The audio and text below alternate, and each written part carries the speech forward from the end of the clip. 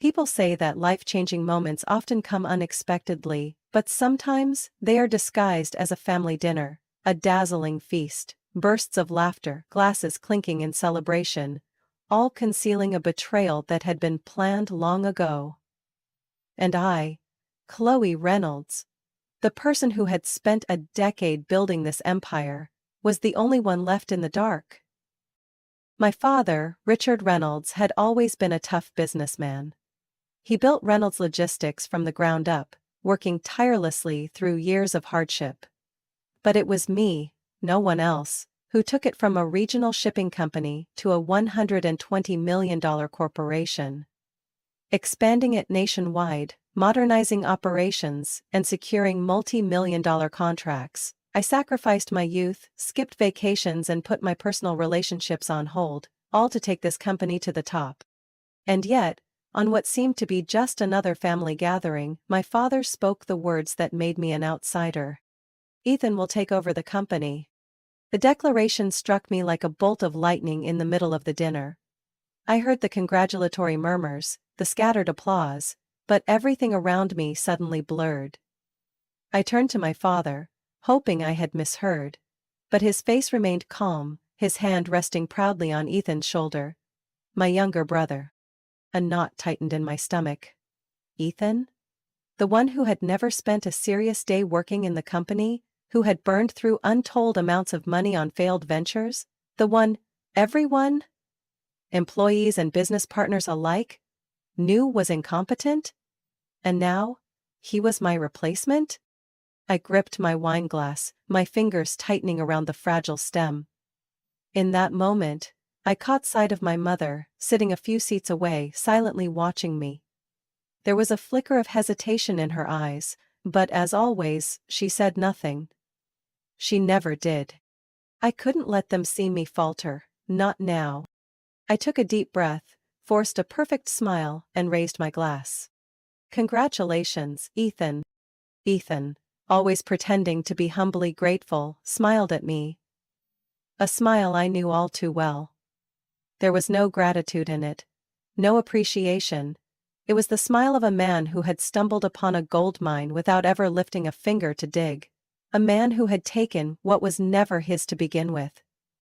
The dinner carried on, conversations and laughter blending together, but I heard none of it.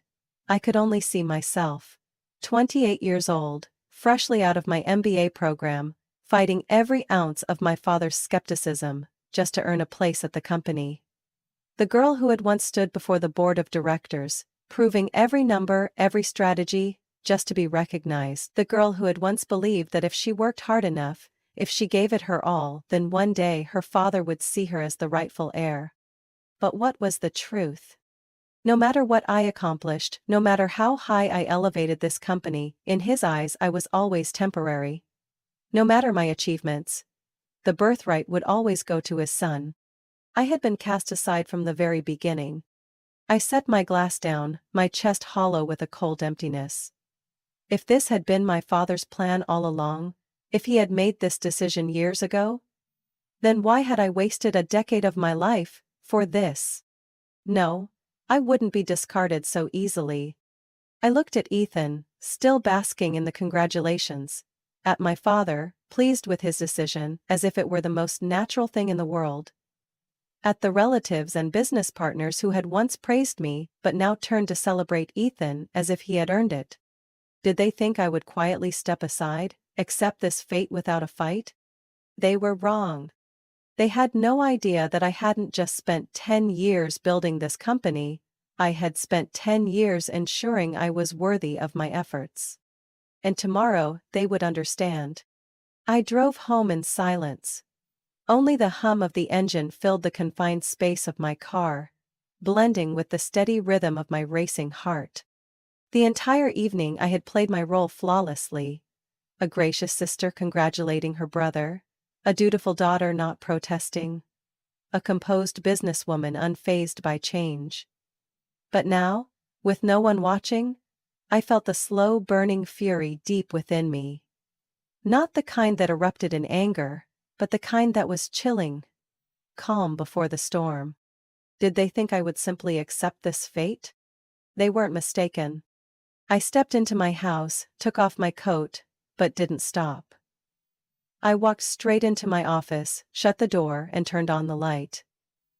On my desk sat the laptop I had used for years to run the company. But tonight, it wouldn't be a tool for work. Tonight, it would be my weapon. I opened it and began digging into the documents I had long memorized but never had a reason to use. Until now. Contracts, shares, corporate bylaws. I had been working here since day one, back when the company struggled to land even the smallest contracts. I was the one who negotiated with investors, the one who single-handedly built the financial system that pulled the company back from the brink of bankruptcy. And I knew. My father never read the fine print. That was his biggest mistake. I opened a hidden folder on my computer, where I had stored every shareholder agreement over the years. One by one, my father had unknowingly handed me power he never realized he was giving away.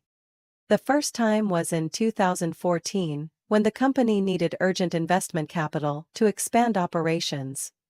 I invested my own money, securing 15% equity in return. The second time was in 2017, when the company faced a major lawsuit. To cover the costs, my father signed a collateral agreement, transferring another 10% of shares to me. And then in 2020, when the company was on the verge of being acquired by a larger competitor, I was the one who raised the defense fund, gaining another 10% equity in the process. I clicked on another file, the Internal Power Distribution Agreement. According to the corporate bylaws signed in 2016, any changes to the CEO position required approval from the majority shareholder. I double-checked the numbers. In total, I owned my original 35% stake, plus the 35% my father had unknowingly handed over through the years. I was the majority shareholder. Ethan thought he would walk into the executive office as the new CEO, that he would take control and run the company however he pleased. He had no idea that from the moment my father announced his decision, the battle had already begun. The clock ticked past 3 a.m., but I felt no exhaustion. Instead, an electrifying surge of determination coursed through me. I pulled open a drawer and retrieved another folder, a list of the board of directors. I knew not everyone on the board was loyal to me. Some had been with my father since the beginning, easily swayed by his words. But others cared about one thing only: profits. And I had delivered the highest profits in the company's history. I would give them a reason to stand with me. I scanned the list, marking those who could be persuaded and those I needed to approach first thing in the morning. I also reviewed every ongoing contract. Agreements that only I had the authority to approve. Ethan wouldn't be able to run this company without my support. And I wouldn't give it to him. I went over everything one last time. As the first rays of sunlight peeked through the window, I closed my eyes and took a deep breath. Did they think I would simply accept this? They were wrong. My father might believe he had the final say. Ethan might believe the company was his. But they had overlooked one crucial fact. I wasn't just an employee of this company. I owned it. And they were about to find that out. I stepped into Reynolds Logistics headquarters at exactly 8:45 a.m., just as I had every day for the past 12 years. But today, the atmosphere had shifted. The vast hallway with its polished marble floors remained unchanged, but the way people looked at me wasn't the same. Some quickly turned away, pretending to focus on their screens. Others exchanged hushed whispers, hesitation clear in their expressions. News of the power shift had spread, and everyone was waiting to see how I would respond. I gave nothing away. I walked straight toward my office. My office, not Ethan's. The door closed behind me. I set my bag on the desk, sat down and powered on my computer. The critical files I had reviewed the night before remained on the screen, glowing in the early morning light. I took a deep breath, steadying my pulse. I was the one in control. And this morning, I would prove it. 9:00 a.m. A sharp, deliberate knock echoed through the room. I didn't need to guess. I knew exactly who was standing on the other side. The door swung open before I could respond. My father, Richard Reynolds, walked in, with Ethan right behind him. My father wore a dark gray suit, exuding confidence like a general who had just conquered an entire kingdom. Ethan, dressed in an expensive navy blue suit, wore a smug smile. He was ready to take over this company. But it didn't belong to him.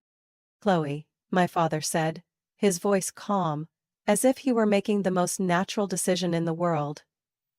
Ethan will be taking over the company. I leaned back in my chair, crossed my arms and smiled slightly. Ethan, taking over the company? I repeated, feigning contemplation. Yes, I heard, but it seems like you forgot something important. Something you don't even realize. My father raised an eyebrow. What? Slowly, I reached for the remote on my desk and pressed a button. The large screen on the wall lit up, displaying a document with the title Shareholder Agreement and the signing date, July 10, 2016. My father's brows furrowed slightly. Ethan leaned forward, staring at the screen, but I knew he had no idea what he was looking at. I stood up, walked toward the screen, and ran my finger over a critical clause. All executive appointments including the CEO position must be approved by the majority shareholder. I turned back to them and spoke slowly, emphasizing each word. You cannot unilaterally hand over the company to Ethan without the approval of the majority shareholder. The atmosphere in the room shifted instantly. My father stiffened. Ethan, who had been grinning just seconds ago, now looked as if someone had punched him square in the face. Chloe, what are you saying? This isn't something you can decide on your own, my father said, his voice lowering, clearly trying to regain control. Isn't it? I tilted my head slightly, clasping my hands behind my back. Then let me clarify. I picked up another folder from my desk, walked over and placed it right in front of Ethan. This document shows my share ownership in the company. I pointed to the numbers. In total, I hold 55% of the shares. More than anyone, including you, Dad. My father stared at the document, his face paling. That's impossible. It's very possible, I cut in, and I have all the signed agreements and legal paperwork to prove it. I turned to Ethan, giving him a sharp, icy smile. You thought you could walk in here like a king and take everything, but there's just one problem. I let the words sink in. You don't have the right. Ethan snatched the folder angrily, flipping through the pages as if he could somehow find a mistake. But there was none. Chloe, what the hell are you doing? He snapped. Dad already made his decision, you can't just… You're wrong, I interrupted, my voice steady. I can. And I already have. My father narrowed his eyes, his hands clenching into fists. You really want to do this? Turn against your own father and family? I took a deep breath, keeping my gaze unwavering. No, Dad. You forced me into this, when you chose to ignore everything I've done. Ethan gritted his teeth. So what do you want? To kick me out of the company? I looked him directly in the eyes. No. I'm giving you two choices. I held up one finger. 1, you stay on as an advisor with a generous salary. But you'll be working under me. I raised a second finger. 2, you leave. I'll buy out your shares at market value. You can take the money and… I try another failed venture. Who knows? Ethan's face flushed red with rage. You think you can just push me out like this? I shrugged. This isn't pushing you out. It's a fair deal. To protect my work and this company from falling into the hands of someone like you. Ethan clenched his jaw, then suddenly shoved the folder off the desk. This is insane, completely insane. He spun around, storming out of the office, slamming the door behind him. That left just me and my father. He stared at me for a long moment, silent. Finally, he let out a deep sigh, his voice filled with disappointment. You really have changed. You can't do this, Chloe. I held my gaze steady, unblinking. No, Dad. I'm just doing what needs to be done. My father didn't respond. He simply nodded, then turned and walked out of my office. As the door clicked shut, I let out a long breath. I had done it. But I knew this wasn't the end. I knew Ethan wouldn't walk away from a gold mine like this. And I knew my father, Richard Reynolds, wouldn't easily accept me running the company instead of Ethan. Nor would he accept losing to me. He was used to being in control, to having his decisions followed without question. The real battle was just beginning. Less than 24 hours after the confrontation in my office, I began to see the first signs of retaliation. That morning, as I walked into Reynolds Logistics, I could sense the shift in how people looked at me. Employees who once respected me now avoided my gaze. A few members of management hesitated before greeting me. It didn't take long to find out why. I opened my email inbox and saw a flood of newly published articles. Internal conflict at Reynolds Logistics, a father-daughter power struggle.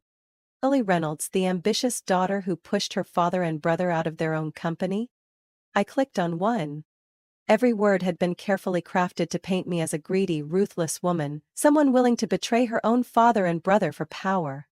My father hadn't needed to say much. He had simply met with a few reporters, dropping vague yet suggestive statements like, "I only ever wanted the best for my family," or, "I never thought Chloe would take things this far." And that was all it took to set off a media storm. Ethan, of course, played his role as the victim to perfection. He appeared on a business news channel, his voice low, his expression pained. "I never thought Chloe would do this to our family. I just wanted to help grow our company into a global powerhouse. The company my father spent his life building. But she didn't want me there. She schemed to take control." He was even better at this than I expected. For a brief moment, it almost seemed like even he believed his own lies. I didn't respond immediately. I knew this game. My father had been in business his entire life. He understood the power of the media, and he knew that in a battle like this, perception and reputation mattered more than the truth. If I reacted too soon, I would look defensive, like someone scrambling to justify herself. So, I waited. I let them have their moment in the spotlight, let them say whatever they wanted. Let Ethan play the wounded brother, let my father play the disappointed patriarch. And when the time was right, I made my move. 3 days later, a new article appeared on the front page of the Wall Street Business Review. The truth about Reynolds Logistics finances under Richard Reynolds. I had spent the entire night before working with one of the best investigative journalists I knew. I gave them everything. Hidden debts, near bankruptcies caused by my father's poor decisions, shady transactions that I had spent years fixing. The article laid it all out. Under Richard Reynolds' leadership, the company faced the threat of bankruptcy at least 3 times. Financial mismanagement cost Reynolds Logistics millions, forcing Chloe Reynolds to step in, restructure the company, and invest her own money to keep it afloat. Ethan Reynolds has never held a significant executive position within the company, yet was being positioned to take over despite having no relevant experience. Chloe Reynolds did not steal the company, she saved it. Within hours, the entire narrative changed. The investors who had been waiting to see how things played out now had a reason to side with me. The board of directors, shaken by my father's rumors, was now starting to ask the real question. Did they really want to return to the chaos under Richard Reynolds? Ethan was silent. So was my father. They could no longer use the media as a weapon against me, because I had turned their own narrative against them. 2 days later, I received a call from my father. I stared at the phone screen, letting it ring 3 times before answering. "Dad," I said, my voice calm. "Chloe," my father sighed. "You didn't have to do this." I smirked. Didn't have to do what? Expose the truth? "You know how the media can twist things," he said. "We could have handled this internally." I leaned back in my chair, crossing my arms. "Dad, I already gave you the chance to do that. You refused. And now, you want me to walk away?" My father was silent for a long moment before he finally spoke, his voice slower. Do you even care about this family anymore? I let out a quiet laugh. You chose Ethan. Now, I'm only protecting what's mine. He sighed again, and I could hear the defeat in his voice. I underestimated you, he admitted at last. I closed my eyes and took a deep breath. Yes, I said softly. You shouldn't have. The call ended. I set my phone down on the desk and looked out the window. The battle wasn't over. But I had taken control of the game. They had tried to paint me as the betrayer. But now, everyone knew the truth. I wasn't the one who stole this company. I was the only one who truly deserved to own it. 2 weeks after the article exposing the truth, the storm finally settled. The whispers, the probing phone calls, the tense board meetings. All of it began to fade into the past. I had secured my position, and more importantly, I had proven I was worthy of it. But there was one thing I knew for sure. My father wouldn't just walk away and leave this company to me without a fight. So when I received another call from him, I wasn't surprised. I stood in the conference room on the top floor of Reynolds Logistics, overlooking the city skyline as my phone rang. I let it ring 3 times before picking up. Dad. On the other end, my father took a deep breath. Chloe. We need to talk. I turned away from the window, leaning against the desk, my voice steady but devoid of the softness it once had. You've already said everything you needed to say to the media. What more do you want? My father was silent for a long time. When he finally spoke, his voice was lower, more tired. I'm stepping back. I won't fight this anymore. I closed my eyes for a brief second, allowing myself a fleeting moment of relief. Good, I said simply. My father let out a dry chuckle through the phone. I knew you wouldn't try to stop me. I only hold on to what's worth keeping for the future of this company. A long pause stretched between us. After everything, I knew that no matter how skilled of a businessman my father was, he was still a man of the old world. A man who believed that power should be passed from father to son. And I, no matter how capable, had never been part of that inheritance plan. But now, he had no choice but to accept reality. I'll be selling you my remaining shares, he finally said. I'll keep a small stake as an investor, but I won't be involved anymore. I nodded silently, even though he couldn't see it. And Ethan? I asked.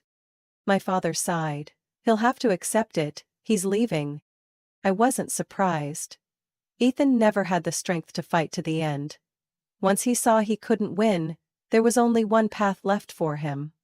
To walk away with the money I had offered. Good, I repeated.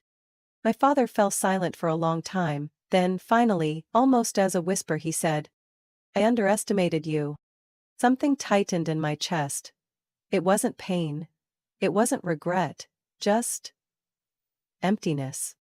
I had once longed to hear words of recognition from my father.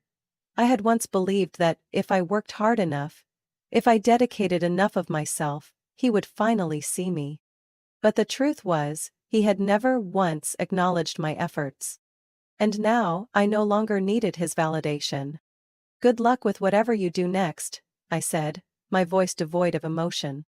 He let out a small chuckle. Thank you. The call ended. And with that, an old chapter officially closed. After my father left, I finally did what I should have done long ago. I rebuilt the company in my own vision. I didn't just maintain what I had created, I transformed everything. I fired the senior executives who had remained loyal to my father and Ethan, replacing them with people who were truly capable. I modernized our management systems, investing in technologies my father once dismissed as unnecessary. Most importantly, I changed the corporate culture, turning the company from one shackled by outdated thinking into a dynamic, innovative, and stronger corporation than ever before. The result? Within a year, Reynolds Logistics surpassed a $200 million market valuation. For the first time in company history, we expanded internationally. I signed contracts with partners my father had once deemed out of reach. The company they had tried to take from me was now thriving more than ever, under my leadership. A year later, I saw my father for the first time since he left the company. We met in a quiet restaurant, no reporters, no cameras. He looked older, maybe from the stress of the past year, or maybe because he had finally realized his time had passed. "I read about your partnership with the international shipping conglomerate," he said, swirling his glass of wine. "It was a smart move." I smiled. "I know." He shook his head slightly, a faint smirk on his lips. "You don't need my approval anymore, do you?" I met his gaze directly. "No, Dad. I never really did." A silence passed between us. But this time, it wasn't hostile. No more battles, no more schemes. Just a father and a daughter, sitting across from each other after a long war. He raised his glass. "Then, congratulations, Chloe." I lifted mine, clinking it gently against his. "To new beginnings. Not to victory, but to reclaiming what was mine, and finally realizing I no longer needed anyone's recognition." 1 year after I took control of Reynolds Logistics, I sat alone in my office, staring out at the city skyline through the floor-to-ceiling windows. Below, the world moved forward as it always had. Freight trucks left the warehouses. Multi-million-dollar deals were signed. New employees walked into the building, hopeful for a future I had built. All of this was because of me. Reynolds Logistics was no longer a family business. It was a corporation. I had won. So why did I still feel an emptiness inside? That evening my phone buzzed with a message from my father. "Dinner tomorrow?" No explanation, no pressure, just a simple question. I stared at my phone screen for a long moment before finally replying. "Okay." We met at an old-fashioned restaurant tucked away in a quiet street, far from the bright lights and endless business meetings. My father looked different. He was no longer the imposing man who carried the presence of a powerful executive. Something in his eyes had changed. A weariness, perhaps a quiet acceptance. I sat across from him, setting my phone on the table without saying a word. He watched me for a long time before finally speaking. "You did well, Chloe." I raised an eyebrow slightly but didn't respond. He sighed, setting his wineglass down. "I thought that if I gave the company to you, you would ruin everything. I was wrong." I let out a faint, humorless laugh. "You never believed I could do it, did you?" He didn't deny it. A silence stretched between us, not the tension of an ongoing battle, but a different kind of emptiness. The realization that no matter who won or lost, something had been permanently lost. My father slowly turned his wineglass in his hands, staring at the table as his voice lowered. "I thought keeping the company and the family was the most important thing." He paused, then looked directly at me. "But the family is gone." Something in my chest tightened for a brief second, but I didn't let it show. "Family isn't a company, Dad," I said, my voice steady. "But you never saw me as part of the family when it came to the business. I was just a placeholder. Until Ethan was ready." He didn't refute it.